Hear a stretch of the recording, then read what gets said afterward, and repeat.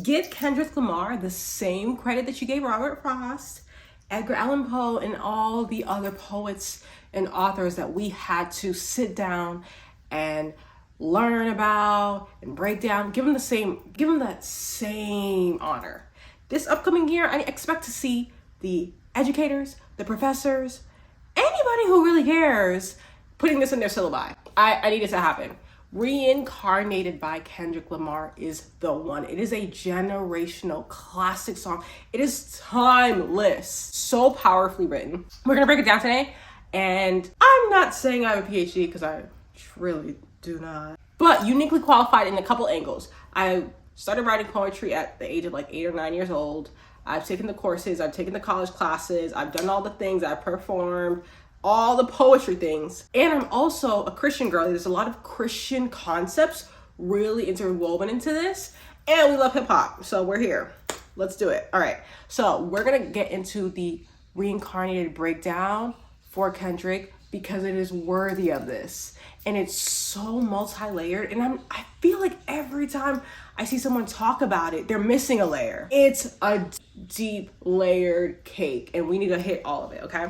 Now, the magical moment of this is because Kendrick is not a poet who is writing out the words.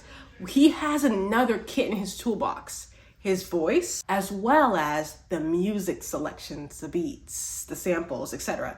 And he used that to his disposal by starting Reincarnated, using the same flow and cadence and really mimicking the voice of Tupac Shakur, actual Tupac sample. So that's the beginning of the Reincarnated. He doesn't actually say Tupac's name in here, but he doesn't have to. Okay, he doesn't tell Tupac's story, but he doesn't have to. That's the first layer of the reincarnation. Okay, now we start off the song. I got this fire burning in me from within, concentrated thoughts on who I used to be. I'm shedding skin. Who's shedding skin here? Let's see. Every day a new version of me, a third of me demented. The third of me, that is the concept that now solidifies the fact that this is Satan talking. Okay, this is the devil, a third of me. If you know anything about the story, Satan, I think that's really interesting, right? It's this idea of he gets kicked out with a third of the angels, but in life, we're only ever really talking about the devil. We don't talk much about the devil and his posse. We really say the devil, right? So he's a lonely soul, okay? Truth be told, I've been battling my soul, trying to navigate the real and the fake. Cynical about the judgment day. So if you had any doubts that this was the enemy, this is him. This is Satan, right? I did bad, slight progression last year. Fast forward, body after body, lesson after lesson. Okay? So it's a really unique take. It's almost as if we're beginning to see the devil is learning throughout his bodies. Very interesting, okay? Let's take it back to Michigan in 1947. My father kicked me out of the house because I wouldn't listen to him. Every single story that's played out in here has notes of this father tension, right? Child and father, and there's tension. So that actually starts with really the devil's story, right? If we're looking at it as Father God kicks him out because he doesn't want to listen, and now he's reincarnated, right? As one of the artists that we have, John Lee Hooker, is who they are suggesting this first artist is, who is also known as the Boogeyman. Important because we know Kendrick is very intentional about who he picks, what he writes about, all the layers. So I don't think it's a coincidence that the nickname of this first artist is also the nickname that Kendrick likes for himself, the Boogeyman, okay? So we start to hear the story of John Lee Hooker. All right. But again, it's the devil in that skin of John Lee Hooker. Right. So we go through, he talks about his father kicked him out of the house. He's a talented musician. I played guitar on the grand level. Okay. The most talented where I'm from, but I had to rebel. Again, it sounds like the devil lived his life in heaven and came on earth and literally chose to embody that same kind of energy. Now, we get to the end of this first verse, and what's important here? Died with my money, Gluttony was too attractive. Reincarnated. Now, who would the sins be so attractive, just too attractive to? The devil. And that's the idea, right? Next verse. Now, this is Satan now speaking as a black woman in the Chitlin circuit. Seductive vocalist as the promoter hit the curtains. My voice was angelic, straight from heaven. Okay? Still, it is Satan not having to change himself much to embody the musicians on earth. Are we seeing that string is ever present, but it's really silent? What I thought was really important here, my daddy looked the other way. He saw sin in me. Again, what that same tension, father and child, right? There's sin, you're kicked out, you're away from me, that same thing. I die with syringes pinched in me, reincarnated. Okay, so it sounds like the sex and drugs, all of that, the sin is what the devil is fine with getting wrapped into to go out that way and then reincarnate himself into another skin to really do that all over again. Now, third verse, my present life is Kendrick Lamar. So now we're hearing that Satan is now taking on the skin of Kendrick Lamar, a rapper looking at the lyrics to keep you in awe. A fact. Now, what's really cool in verse 3 is starts off, again, Satan in the skin of his new person, reincarnated as Kendrick Lamar, having those same father and son father creation, wrestling and tension, not learning that lesson over and over and over. Part of it, you remember that first verse, Satan says, skin after skin, what does he say? Lesson after lesson? Right? So lesson after lesson, but he hasn't learned the wrestling of the father-child, father creation relationship. And he's still fighting that every single skin. I think that's important when he says lesson after lesson. And now Kendrick, though, has more sense maybe, or has more gumption than maybe some of the other skins that Satan was in, and is now talking to God like, God, am I doing this right? Like, am I on the path, right? Father, did I finally get it right? Everything I did was selfless. I spoke freely when the people needed me. I helped them. I didn't gloat, even told them no when the vultures came. Took control of my fleshly body when the money changed. And God says, son, you do well, but your heart is closed. I can tell residue that linger from your past creates itself.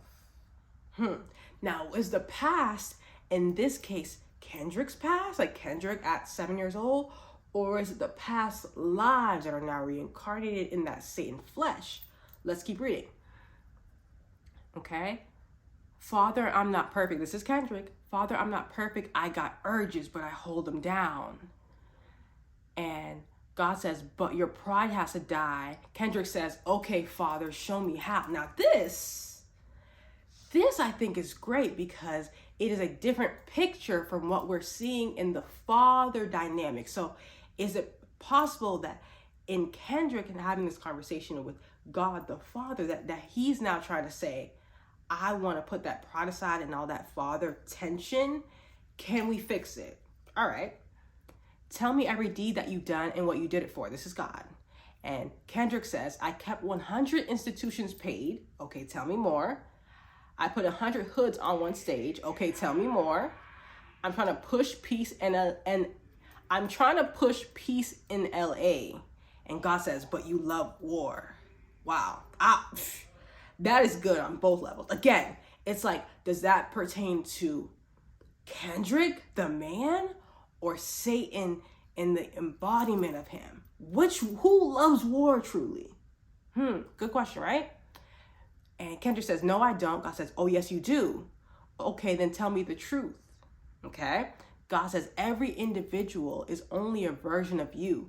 How can they forgive when there's no forgiveness in your heart? Now, this is my favorite part coming up in this verse. Kendrick says, I can tell you where I'm going. And God says, I can tell you who you are. It's like at that point, it shifts. He goes from speaking to Kendrick, the man, to now Satan, right? And God says, you fell out of heaven because you was anxious. Didn't like authority, only searched to be heinous. Isaiah 14 was the only thing that was prevalent. My greatest music director was you. It was colors, it was pinks, it was reds, it was blue, it was harmony and motion. I sent you down to earth because you was broken. Rehabilitation, not psychosis. Okay? But now we are here now. Centuries you manipulated man with music. So this is, again, God is still talking to the enemy. So he's past talking to Kendrick the man and just to Satan. Embodied you as superstar to see how you moving. You came a long way from garnishing evil views. And all I ever wanted from you, oh wait, this is Satan. And all I ever wanted from you was love and approval. Okay? He continues, I learned a lot. No more putting these people in fear. Okay? The more that word is diminished, the more it's not real. The more light that I can capture, the more I can feel.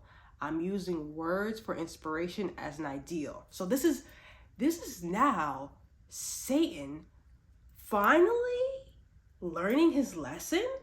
Remember, lesson after lesson, it's the same lesson. It's like he's living the same life over and over and over. And is just going through father issues as a talented musician and dies in sex and drugs, right? It's like every time, every story, until he's with the Kendrick. Until he gets down to Kendrick, and now he's almost changing his ways. He's saying, you know what? I'm getting more light, and the more light I get, I want to help people instead of hurting them like I've done. So now God says, so can you promise that you won't take your gifts for granted?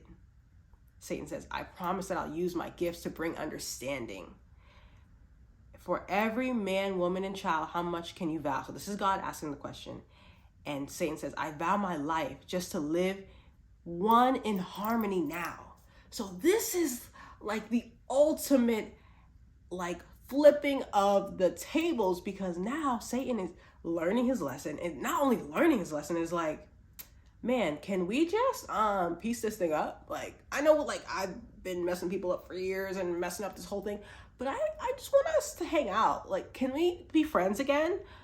Right? Live one in harmony now, right? God says, you crushed a lot of people, keeping their thoughts in captivity. And Satan says, and I'm ashamed that I ever created that enemy. So he made himself an enemy to God, and now created an enemy to people, to man who trying to seek after God or seeking after their full life. And now the enemy's in the way. So he's like, I'm ashamed I ever created that enemy. God ends with, then let's rejoice where we are. And Kendrick comes back as himself. I rewrote the devil's story just to take our power back. Reincarnated. That is the track. This is why I'm saying, get the man his Pulitzer. Get the next one ready. Okay? That first one was not enough. And I would not be surprised if he does not have more up his sleeve, because this was a masterpiece. And I'm so glad that it's not, again, just a written text poem, which I think is always amazing. Love poetry. But there's something about being able to deliver in the tone, in the way, on the beat that he did. It was sinister enough. It was heavy enough, but it was still an ode to Tupac. It was still that reincarnated moment, layered. Get the man his props, please. Please stop disrespecting the people just because they don't look like a Robert Frost, right?